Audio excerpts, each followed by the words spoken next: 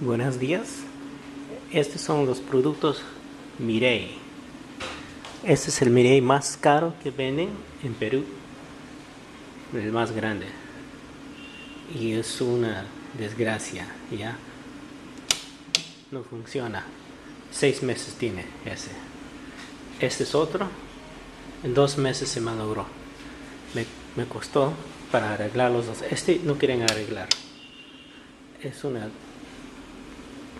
gasto de plata. No compras Miray. ¿Por qué? Mira qué bonito está. Grande. Industrial.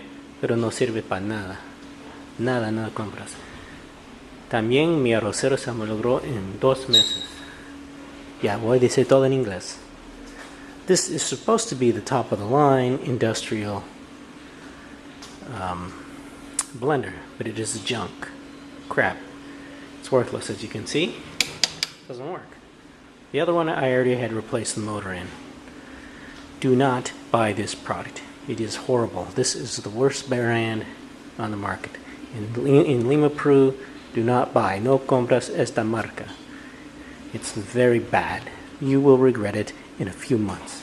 Gracias.